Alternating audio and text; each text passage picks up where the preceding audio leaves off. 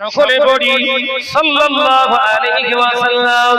নবী আমার পাক সবারে জানিয়ে দিলেন, ও আমার সাহাবীরা, ওরা হলো মালির রিবা, ওরা হলো সুদের আমদানি রপ্তানিকারক, ওরা হলো সুদখোর। আল্লাহ নবী পাক সবারে জানিয়ে দিলেন, ওরা নামাজ পড়তে পারে, রোজা করতে পারে, হজ করতে পারে, যাকাত দিতে পারে, কিন্তু ওরা সুদের সঙ্গে অতপ্রতভাবে জড়িত থাকার কারণে ওদের ভিতর থেকে আল্লাহর ভয় শেষ হয়ে যাবে, আমি রাসূলুল্লাহর মহব্বতটাও শেষ হয়ে যাবে। ওদের দ্বারা কোরআন অপমানিত হবে, ওদের দ্বারা আমি রাসূলুল্লাহর সম্মান শানকে ছোট করা হবে। খুব আলোচনা নিরীক্ষ করে শোনেন। নামাজ পড়বে, রোজা করবে, হজ করবে, যাকাত দেবে, দাড়ি রাখবে, টুপি পরবে, কিন্তু আল্লাহর ভয় থাকবে না, কারণ ওরা সুদের লেনদেনকারী হবে, নাম্বার 1। আর এই সুদের লেনদেনকারী হওয়ার কারণে ওদের ভিতর থেকে আল্লাহর ভয় সরে যাবে। আল্লাহর ভয় সরে যাবার সাথে সাথে আমি রাসূলুল্লাহর মহব্বত ওদের অন্তর থেকে উঠে যাবে। তখন ওরা কোরআনকে অপমান করতে দ্বিধাগ্রস্ত হবে না, আমি রাসূলুল্লাহর সম্মান নিয়ে খেলা করতে ওদের অসুবিধা হবে না। বর্তমান সময় মিলছে, অনেক মৌলভী সাহেব বক্তা স্টেজে উঠে বলে নবী ভিখারি বাচ্চা। ওই নাউজুবিল্লাহ বললেন না তো, আরো জোরে হবে না? বাংলাদেশের বক্তা আরেকজন বক্তা বলছে নবী হচ্ছে কাউবয়, মানে রাখাল, নাউজুবিল্লাহ বলে। আর একজন বক্তা বলছে ইন্টারন্যাশনাল মুফাসসিরে কোরআন, তিনি বলছে নবী পাক সাল্লাল্লাহু আলাইহি ওয়াসাল্লামের বডি ছিল 6 প্যাক, নাউজুবিল্লাহ বলে। নবীকে বডি বলা যায়? নবীর বডিটাকে বডি বলা যায়? আল্লাহ রাসূলের কি বলতে হয়? শরীর মুবারক, সুবহানাল্লাহ বলে। এটাই তো আদব। হারাম মাল পেটে পড়লে নবীর প্রতি না সম্মান থাকবে না, একদম খাতা কলমে লিখে নেন। সুদের মাল যদি খান আপনি, কোরআনের প্রতি আপনার কোনো আর ভক্তি থাকবে না, রাসূলের প্রতি কোনো মহব্বত থাকবে না। সুদের মাল এমন জিনিস, এমন একটা ভাইরাস, করোনা ভাইরাসের থেকে 70 গুণ ভয়ানক। করোনার থেকে 70 গুণ। করোনা আপনার যদি অ্যাটাক করে, খুব হার্ডলি আপনাকে কবর পর্যন্ত চলে যাবে, ধরে নিলাম, তাও বলছে হাজারে 2। করোনা যদি কারোর উপরে অ্যাটাক করে, এই করোনা ভাইরাস আপনাকে ধরে নিলাম কবর পর্যন্ত পৌঁছে দেবে, কারণ আপনি মরে যাবেন, ওর দায়িত্ব শেষ। করোনা আর আপনার ক্ষতি করতে পারলো না, মৃত্যুর দোরগোড় পর্যন্ত পৌঁছে দিল। কিন্তু সুদের ভাইরাস যদি আপনার দেহে ঢোকে, আপনাকে কবর পর্যন্ত চলে যাবে না, একদম জাহান্নাম পর্যন্ত চলে যাবে।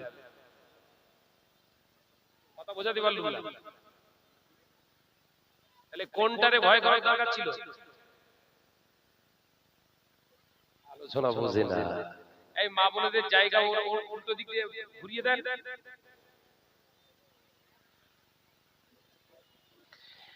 করোনার জন্য আমরা মাস্ক, হ্যান্ড স্যানিটাইজার, আরো কত কি আবিষ্কার হয়েছে, সব ইউজ করছি। সুদের জন্য কি ব্যবহার করছে? সুদের ভাইরাস থেকে বাঁচার জন্য কি পন্থা অবলম্বন করেছেন বলুন? আল্লাহ নবী দোজানের বাদশা হাবিবুল্লাহকে, নবী জনাবে মুহাম্মদুর রাসূলুল্লাহকে সাল্লাল্লাহু আলাইহি ওয়াসাল্লাম পাক জবানে জানিয়ে দিলেন, সুদখোরের নামাজ আল্লাহ দরবারে কবুল হয় না, সুদখোরের রোজা আল্লাহ দরবারে কবুল হয় না, সুদখোরের হজ আল্লাহ দরবারে কবুল হয় না, সুদখোরের যাকাত আল্লাহ দরবারে কবুল হয় না, সুদখোরের দান আল্লাহ দরবারে কবুল হয় না। সুদখোর যদি বিনা তওবায় মারা যায়, কিয়ামত পর্যন্ত কবরের আযাব বন্ধ হবে না। শুধু তাই নয়, আল্লাহ নবী জানিয়ে দিলেন ওই সুদখোরের কোন দোয়া আল্লাহ দরবারে কবুল হবে না। ও পর্দানাশীনা মা ও বোনেরা, আজকের ঘরের নারীরা মহিলা সমিতি বন্ধন গ্রুপের সঙ্গে অ্যাড হয়েছে, ওই নারীগুলোকে সাবধান করে দিয়ে যায়। আমি ভাই অথবা সন্তান হিসাবে বলে যায়, যে নারীগুলো বন্ধন গ্রুপে নাম লিখিয়েছো মা, যে নারীগুলো আপনার মহিলা সমিতি নাম লিখিয়েছেন, ওই নারীগুলো যদি বিনা তওবায় মারা যায়, ওদের ইন্তেকালের পরে তাম পৃথিবীর আলেমগুলো যদি ওদের কবরের পাশে দাঁড়িয়ে দাঁড়িয়ে কেঁদে কেঁদে কেঁদে কেঁদে যদি তাম পৃথিবীর আলেমের চোখের পানিতে যদি ওর কবরের মাটি কাদা হয়ে যায়, হ্যাঁ বন্ধন গ্রুপ করেনেওয়ালা মা বোনেরা, তোদের কবরের আযাব বন্ধ হবে না। কারণ নবী যেখানে বলেছে বন্ধ হবে না, কোন হুজুরের দুআয় কাজ হবে না। কথা বোঝাতে পারলাম না? নবী যেখানে বলেছে হবে, তাম পৃথিবীর হুজুর যদি বলে হবে না, আল্লাহ বলছে হবে। হাবিব আছে সেখানে, আমি আল্লাহর রহমত আছে সেখানে। জোরে বলে বাইতুল্লাহ শরীফের ইমাম ধরেন দোয়া করছে, কাজ হবে? ওই জন্য বসিরহাট আল্লামাইহীন আল্লামা বসিরহাটি রাহমাতুল্লাহ আলাইহি, আল্লামা রুহুল আমিন রাহমাতুল্লাহ আলাইহি ফতোয়া আমিনিয়ার ভিতরে লিখছে, সুদখোর যদি বিনা তওবায় মারা যায়, ও জানাজা নামাজটা কোন ইমানদার নামাজি গিয়ে পড়তে পারবে। কি যন্ত্র কথা বলে না। পর্দার আলে মা বোনরা রয়েছে, বুঝে লেখো না। কোন সুদখোর যদি বিনা তওবায় মারা যায়, এর ভিতরে আরেকটা কথা, সুদখোরের তওবা এমনি তওবার মতো না বলো, এগুলো আলেম ওলামারা ভেঙে ভেঙে বোঝাচ্ছেন। সুদখোরের তওবা, একজন সুদখোর তওবা করবে যে তওবা, একজন জিনাখোর যে তওবা করবে, দুজনের তওবা এক না, আলাদা আলাদা।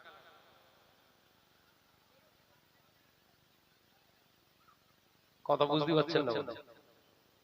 আমরা সাধারণত কি তওবা করি?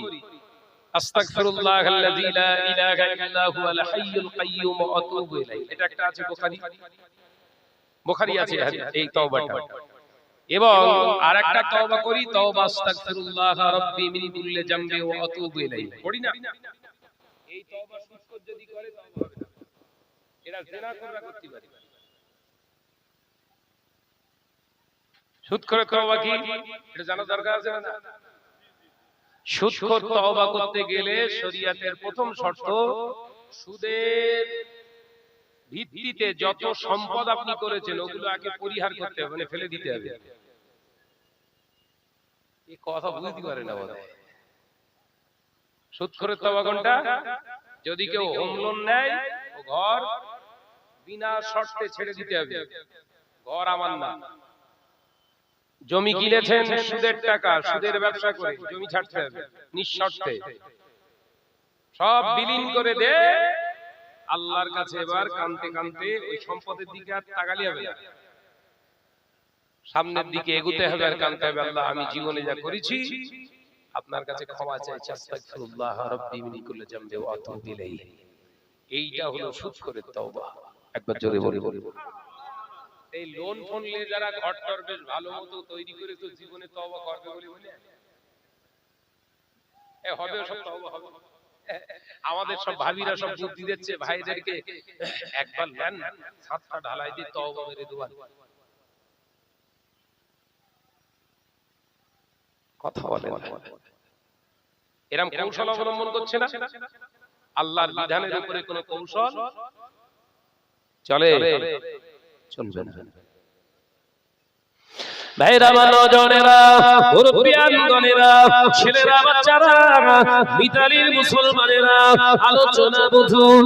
আমি আপনাদের ভাই অথবা সন্তানের মতো বলে যায়, আল্লাহ নবী দোজাহানের বাদশা হাবিবুল্লাহ নবী জনাবে মুহাম্মদুর রাসূলুল্লাহ সাল্লাল্লাহু আলাইহি ওয়াসাল্লাম পাক জবানে জানিয়ে দিলেন, ও আমার সাহাবীরা, ও আমার সাহাবারা আমি নবী জানিয়ে দিলাম এমন একটা দিন আসবে সময় আসবে যেদিনে দেখতে পাওয়া যাবে আমার উম্মতেরা নামাজ আদায় করবে রোজা আদায় করবে হজ আদায় করবে যাকাত আদায় করবে বড় বড় মসজিদ নির্মাণ করবে কুরবানি দেবে দান করবে অথচ আমি রাসূলুল্লাহ জানিয়ে দিলাম তাদের অন্তরে আমি নবীর ভালোবাসা থাকবে না আল্লাহর ভয় থাকবে না কারণ তার কারণ হলো তারা হবে আদতে সুদের লেনদেনকারী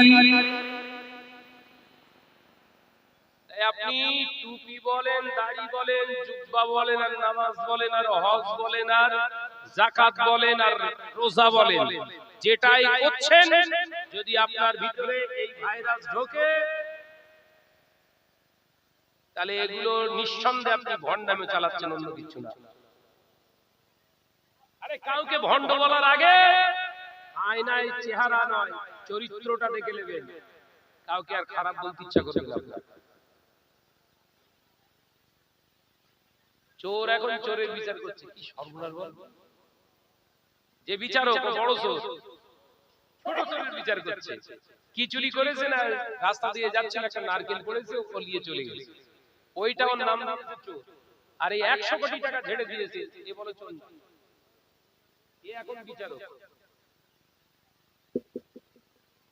কথা বলতে পারে না হচ্ছে তো বলে বিশ্বনবী সরকার দো আলামের হাদিস অনুযায়ী আজকে গোটা মুসলিম সমাজ সুদে একদম থুতনি পর্যন্ত ডুবিয়ে ফেলেছে অথচ জান প্রতি গ্রামে 2-4টা করে সব মসজিদ তৈরি হচ্ছে নতুন করে সব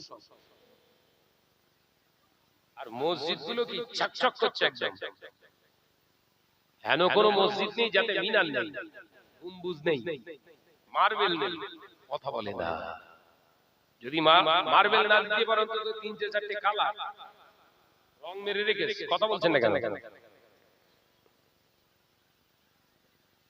আমরা শরিয়াতে মাতিনি রঙে মেতে গেছি কিসে মেতেছি বাপ রং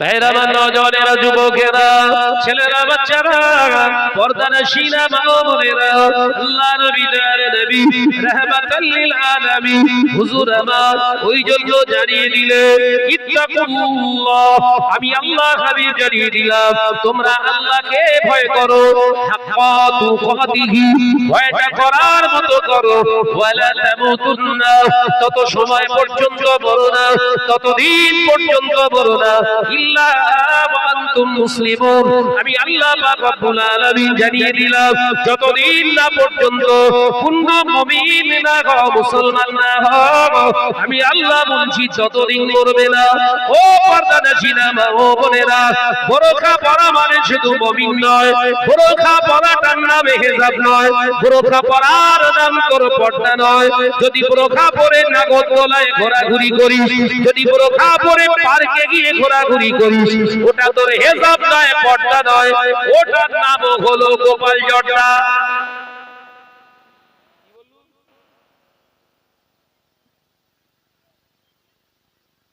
যে মেয়েটা বোরকা পরে ফেসবুকে সেলফি ছাড়ে ও সত্যি কি পর্দা করেছে কথা বলতে পারে না যে মহিলাটা বোরকা পরে পার্কে গিয়ে ওই ঘটিয়ারি শরীফ মাজারের বাজারে যে ঘোরাঘুরি করে সত্যি কি ও পর্দা করেছে কথা বলছেন না কেন ভয় খাচ্ছেন ওর কাছে পর্দা বলে কিছু নেই যেটা আছে ওটা হচ্ছে গোপাল জর্দা গোপাল জর্দা যারা খায় দেখবেন কাছে গেলে ঘুর ঘুর ঘুর করে একটা গন্ধ পাওয়া যায় যায় না ও বোরকা পরেছে খরিদ্দার টানার জন্য এ কথা বলে না কেন ও বোরকা পরেছে কেন দুটো উদ্দেশ্য নাম্বার 1 হয় খরিদ্দার ধরার জন্য নতুবা এলাকার মানুষ যেন আমারে চিনতে না পারে চিনতে পারলি তো ধরা খেয়ে যাবে, কথা বলে না, আলোচনা বুঝতে পারে না বোধহয়। শাহনাদের একটু আলোচনা এরকম ছাল ছাড়ানো টাইপের, অসুবিধা হচ্ছে নাকি? কই তাকবীর দেন দিন, নারে তাকবীর, জোরে হয় নারে তাকবীর। মহান ইসালে সওয়াব। আমার অন্ধ ভাইয়েরা, আমার অন্ধ ভাইয়েরা, কমিটি সাহেবানগণ, নারে তাকবীর, প্রাণ খুলে দরুদ শরীফ, আল্লাহুম্মা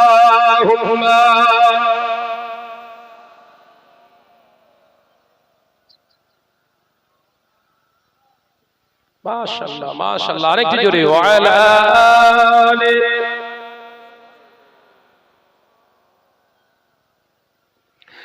একদিন তোমার রাদিয়াল্লাহু তাআলা আনহা, ওই যে আমার একজন অন্ধ সাহাবী আসে, ও আমার সাহাবী, ও আমার বিবি আয়েশা রে, পর্দার আড়ালে চলে যাও। আমি আমার নবীকে প্রশ্ন করলাম, ইয়া রাসূলুল্লাহ, হাবিবাল্লাহ, আপনার সাহাবী তো অন্ধ, চোখে দেখতে পায় না, আমি এখানে কোনো কথা বলবো না, সাউন্ড করব না, এখানে আমি চুপটি মেরে বসে আছি, হুজুর আপনার সাহাবী আসবে, প্রয়োজন মিটিয়ে চলে যাবে, অসুবিধা কোথায়, কেন আমি ভিতরে ঢুকে যাব? এই মাথায় ঢুকছে তো? আপনার সাহাবী তো দেখতে পাচ্ছেন না, ইয়া রাসূলুল্লাহ। কানা না, কানা না, কানা মানে তো দেখতে পায়। আমার ভাইদের মতো অন্ধ, দিন কোনটা রাত কোনটা তারা চেনে না। আহা, পর্দাকারে কয় বুঝলেন? বিশ্বনবী আম্মাজান হযরতে আয়েশা সিদ্দিকার কথা শুনে রাগান্বিত হয়ে গেলেন, রেগে গেলেন।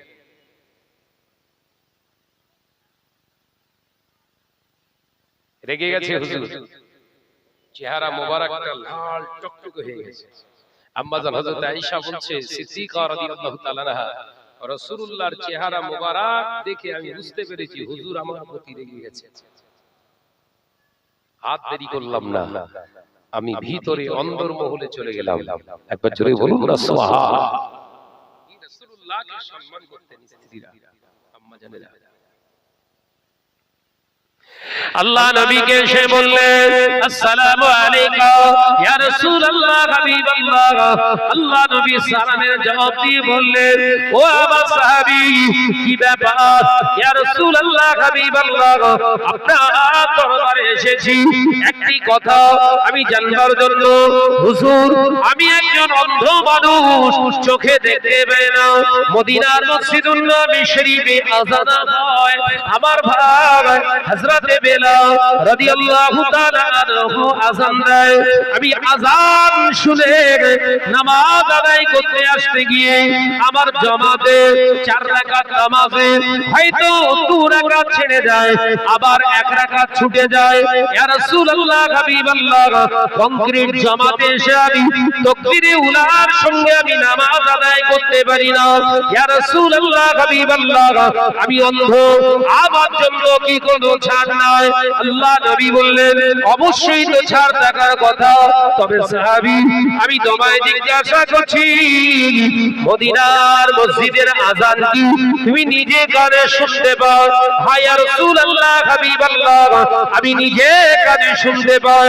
আল্লাহ নবী বললেন, সাহাবী রে, আযান তুমি যেহেতু নিজে কানে শুনতে পাও, মসজিদে এসে নামাজ পড়া লাগবে। একবার জোরে হবে না?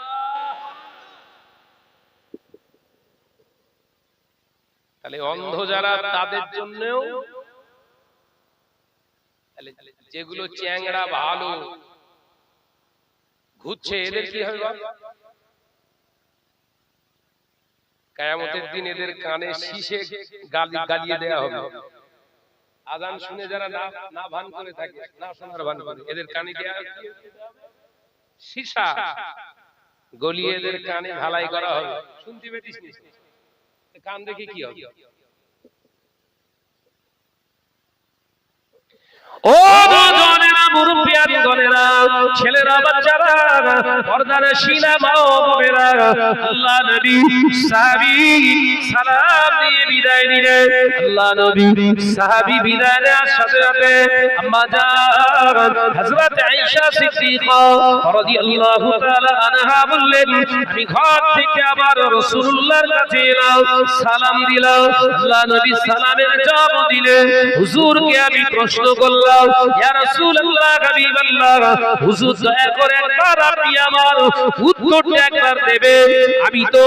আমি আয়েশা আপনার পাশে যদি বসে থাকতাম, ওই অন্ধ সাহাবী তো তিনি আমায় দেখতে পেতেন না, তারপরেও কেন আমাকে আন্ধারে যেতে বললেন, ভিতরে কেন প্রবেশ করতে বললেন? আল্লাহ নবী বলেছিলেন, আয়েশা, আমার সাহাবী অন্ধ হতে পারে, আমার সাহাবী অন্ধ হতে পারে, আল্লাহ তোমাকে তো অন্ধ বানায় না। ও আমার সাহাবীরা, আল্লাহ নবীকে বলতে শোনা যায়, আল্লাহ নবী বলেছিলেন, আয়েশা সিদ্দিকা রে, ও আয়েশাতুল কুবরা, আমি রাসূলুল্লাহ বলছি শোনো, একজন মহিলাদের জন্য যেমন চোখের পর্দা করা যেমন ফরজ, একজন পুরুষের জন্য চোখের পর্দা করাটাও ততটা ফরজ। একবার জোরে হবে না? পর্দার ব্যাপারটা বুঝতে পেরেছেন না? মানে পর্দা করা মানে শুধু নিজেকে ঢেকে রাখা না, আমারটা যেমন কাউকে দেখাবো না, অন্যেরটাও দেখবো না, এর নাম পর্দা, বাকি সব জর্দা। এই কথা বুঝতে পারেন? আলোচনা বুঝতে পারছেন তো? বজ্রাঘাত পড়ে গেছে।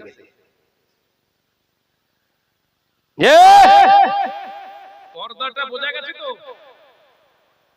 আমারটা কেউ দেখবে না, অপরেরটাও দেখবো না, এটার নাম হলো পর্দা।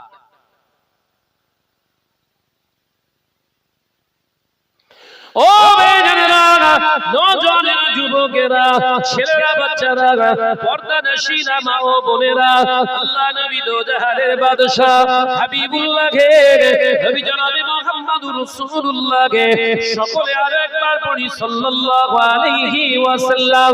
আল্লাহ নবী দয়ার নবী বললেন, ও বাবা সাহাবীরা, 5 নাম্বার হলো আমি নবী জানিয়ে দিলাম, 4 নাম্বার হলো মুসলমানের ঘরে তার জেগে রাস্তারা হবে না, 5 নাম্বার হলো ঘরগুলো মিউজিক আর বাদ্যযন্ত্রে পরিপূর্ণ হয়ে যাবে। মুসলমান তার নিজের ঘরেও নামাজ আদায় করবে, কিন্তু রহমতে বাজাতে পাবে না। আমরা এই হাদিসটা পড়েছি, মিশকাতুল মাসাবি বলে একটা হাদিসের কিতাব আছে, আলিম ফার্স্ট ইয়ার, এই হাদিসটা পড়েছি আমরা। যে ঘরে বাদ্যযন্ত্র বাজে, ওই ঘরেতে আল্লাহর রহমত থাকে না। 4টে জিনিসের কথা এই হাদিসটার ভিতরে বলা আছে। 1 নাম্বার হলো প্রাণীর প্রতিচ্ছবি, তার মানে দোকান বসেছে, একটা পুতুল কিনে নিয়ে চলে গেলেন ঘরে। কথা বুঝছেন না? কেনেন তো নাকি? একটা কুকুর কিংবা হাতি, একটা ঘোড়া, একটা পাখি কিনে নিয়ে বাচ্চাদের খেলনা কিনে দিয়েছেন তো, ও যে ঘরটাতে থাকবে ওই ঘরটায় আর ফেরেশতা ঢুকবে না। কিরম বড় তাবিজ বলেন? কথা বুঝতে পারেন? যদি কেউ মনে করে যে আমার ঘরেতে রহমতের ফেরেশতা ঢুকতে দেব না, কিচ্ছু করা লাগবে না, একটা পুতুল কিনে এনে ঘরে রেখে দেবে।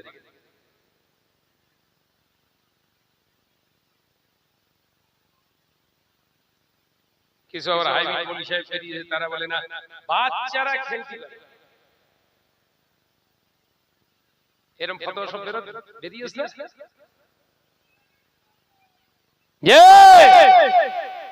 খেলনা বাচ্চাদেরকে কিনে দিন, এমন একটা খেলনা কিনে দিন যেটা আপনার ঘর যেন নোংরা না হয়, ঘর যেন রহমত ছাড়া না হয়, ঘরের ইবাদত যেন কোনো ক্ষতিগ্রস্ত না হয়, এমন খেলনা কিনে দেন। গাড়ি কিনে দেন, ছোট ছোট গাড়ি কিনতে পাওয়া যায় তো, কিনে দেন।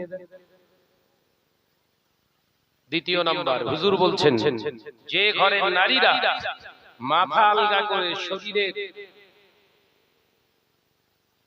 অর্ধাংশ অর্থাৎ অর্ধানগ্ন অবস্থায় ঘরেতে জীবন যাপন করে, ওই ঘরেতে রহমতের ফেরেশতা ঢোকে না। মাথায় ঢুকছে তো নাকি? এই প্রত্যেকটার পিছনে সব দলিল আছে, হাদিস। কোন গল্প টল্প বলে যাচ্ছি না। তৃতীয় নাম্বার, হুজুর বললেন যে ঘরের ভিতরে বাদ্যযন্ত্র বাজে। কি বাজে? এখন তো যন্ত্র সব ঘরে ঘরে নয়, পকেটে পকেটে, কথা বলে না। আপনি আমায় ফোন করবেন, 24 ঘন্টা অন থাকে, আলহামদুলিল্লাহ 24 ঘন্টা, কিন্তু জবান বন্ধ করে রেখে হালাল টাকায় কেনা, এর দ্বারা যদি আমার হারাম কাজ করতে হয় তাহলে এটা ইউজ করা আমার জন্য হারাম। এটা শরীয়তের ফতোয়া। কথা বুঝতে পারছেন না? জিনিসটা হারাম না বলো, আবার বুঝলেন এটা তো একটা ইলেকট্রনিক গুডস, এটা তো একটা ইলেকট্রনিক গুডস, এটা ইকোনমিক একটা জিনিস, ইলেকট্রনিক একটা গুডস, এ হারাম হতে যাবে কেন? এটা ইউজ করছেন যে রাস্তায়, তার উপরে ফতোয়া। কথা বোঝাতে পারলাম না? যে ছোট ছোট বাচ্চাগুলোকে মেয়েরা, আজকে আমাদের ঘরের মা বোনরা ছোট ছোট বাচ্চা 2 বছর 2.5 বছর 3 বছরের বাচ্চাদের খানা খাওয়ানোর সময় এই যন্ত্র ছেড়ে দিয়ে তাই খাবার খাওয়াচ্ছে। এই কথা বলছেন না কেন? ও চরিত্র নষ্ট করছে কে? গ্রামের লোক। দোষ দিচ্ছেন সমাজ খারাপ হয়ে গেছে, সমাজ খারাপ হয়ে গেছে। জুতো আর পায়ে রাখবেন না, সবসময় গালে রাখবেন।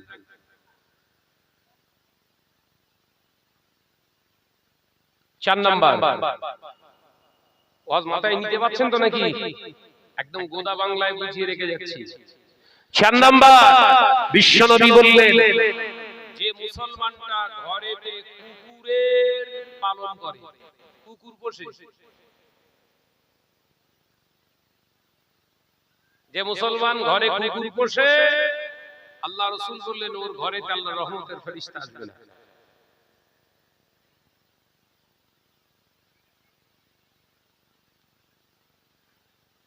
এখন মা বাপকে ভাব দেয় না, কিছু ছেলে আছে তারা কুকুরের আবার গোশত কিনে খায়,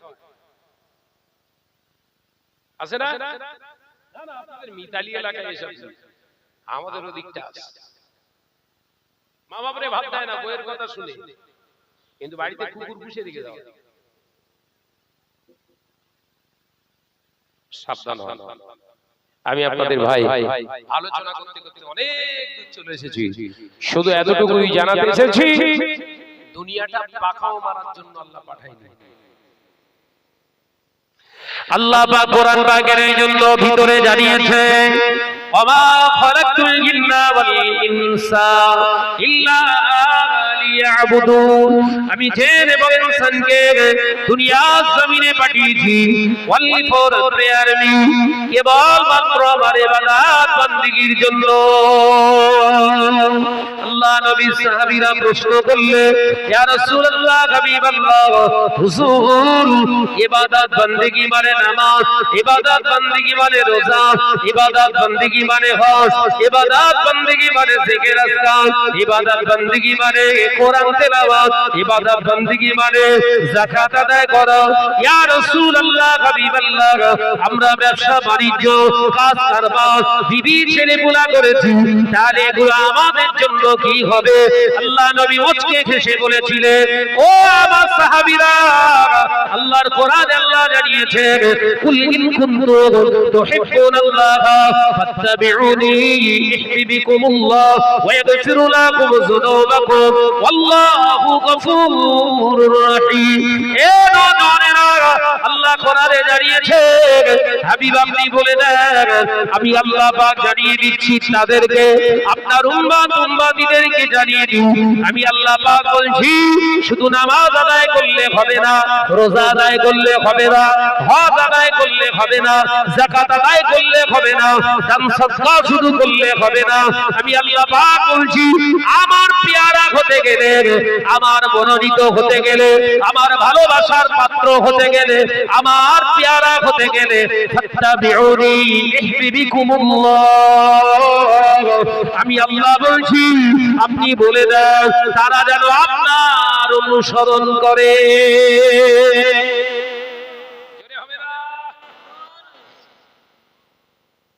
সারাংশ বলে দিয়ে গেলাম কোরআন থেকে। ইবাদত মানে শুধু নামাজ না, ইবাদত মানে শুধু রোজা না, ইবাদত মানে শুধু হজ না, ইবাদত মানে শুধু যাকাত, আপনার যাকাত আদায় করা না, শুধু কুরবানি দেওয়া না, শুধু আল্লাহ আল্লাহ জিকির আজকার নয়। ইবাদত বান্দিগি মানে বিবাহ করা, ব্যবসা বাণিজ্য করা, চাষাবাদ করা, সব শর্ত কি?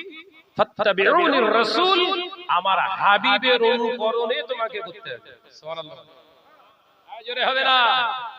তার মানে ব্যবসা করা ইবাদত। শর্ত কি? শর্তুল ওয়াহিদা, একটাই শর্ত, ব্যবসার ক্ষেত্রে মিথ্যা কথা বলা তোমার জন্য হারাম। কথা বোঝাতে পারলাম না? ব্যবসা করতে পারবেন, 20 টাকার মালটা 120 টাকা বিক্রি করতে পারবেন, লা বাআসা জায়েজান, কোন অসুবিধা নেই, তোমার জন্য জায়েজ। শর্ত হলো বেচার সময় বলবে ভাই 120 টাকা না হলে আমি দিতে পারবো না। কিন্তু এই রাম করে বলবেন না, আল্লাহর কি ভাই আমার 110 টাকা কেনা। কথা বলছেন না কেন? এই কোনটা চলে?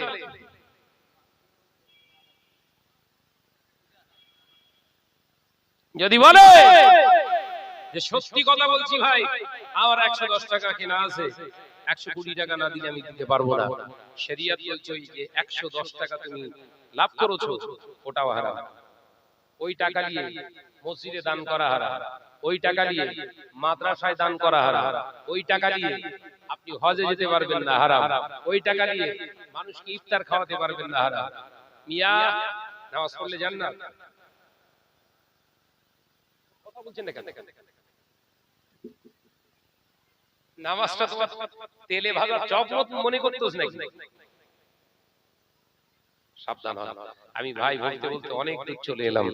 জি, ভালো থাকেন, সুস্থ থাকেন। তবে একটি কথা একটু দয়া করে বলবেন, আজকে যেই অন্ধ ভাইয়েরা আমার সোনারচাঁদ মানিকেরা এত সুন্দর মাজলিস কায়েম করেছে, এটা ভালো করেছে না ভুল করেছে? জোরে বলেন, জোরে বলেন। আপনারা খুশি না বেজার? এরকম মাজলিসের আয়োজক, এই রকম মাজলিস পরিচালনা করছে অন্ধ ভাইরা, তাদের পরিশ্রমে মেহনতে আপনাদের সহযোগিতায়, এটা দরকার আছে না আজকে থেকে বন্ধ? জোরে বলেন। দরকার আছে। ভাইরা আরেকটা মাদ্রাসা করার জন্য জমি ক্রয় করেছে, মাদ্রাসাটা করবে নিয়ত করেছে। আমাকে বললেন ভাইজান যাওয়ার আগে একটুখানি ভাইদেরকে বলে যাবেন যাতে সহযোগিতার হাত বাড়িয়ে দেয়। কেউ আছেন ভাই? কেউ আছেন? আল্লাহর বান্দা বলেন তো যে ভাইজান ওই মাদ্রাসাটা তৈরি করার জন্য বেসিক্যালি যে জিনিসগুলো লাগে, যেমন ইট, যেমন পাথর, যেমন রড, যেমন সিমেন্ট, এগুলো লাগে, তার সঙ্গে আনুষঙ্গিক মিস্ত্রি খরচাটা লাগে। বলেন কোন ভাই আছেন আমার যে ভাইজান আমি ওই মাদ্রাসার জন্য 1 ফুট বালি দেব? বলে দোয়া করে যাব। আমি একদম অল্প সময় 10-12 মিনিট আমি থাকবো, কারণ অনেক রাস্তা যেতে হবে। বলে এই কালাম ভাই কে আছেন? কালাম ভাই চলে আসুন একটু। আছেন বাবা? কোন সোনার মানিক আছেন? 1 ফুট বালি দেবে।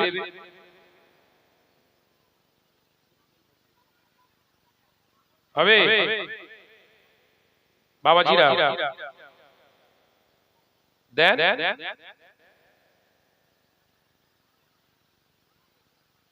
হবে কালাম ভাইকে?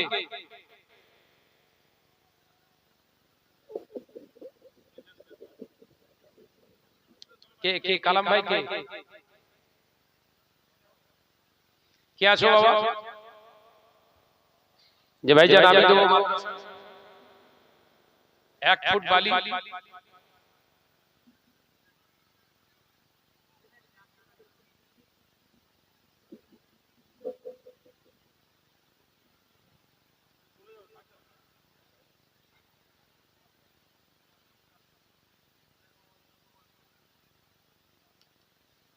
বলেন আছেন? একজন ভাই আছেন? 1 ফুট বালি মানে ওটা আপনার ওই সম্ভবত 70 বস্তা বোধহয় নাকি 72 বস্তা 70 বস্তা 70 বস্তা বালি কে দেবে বাপ? যদি না পারেন 5 বস্তা সিমেন্ট কে দেবে? কি নাম? মাস্টার ভাই কে আছে? সুরাবউদ্দিন মাস্টার ভাই কে? কে? এই তুমি নিচে বসে আছেন কেন? আপনি আসেন উপরে আসেন। ভাইরা আমার বলেন 5 বস্তা সিমেন্ট কি নাম ভাই?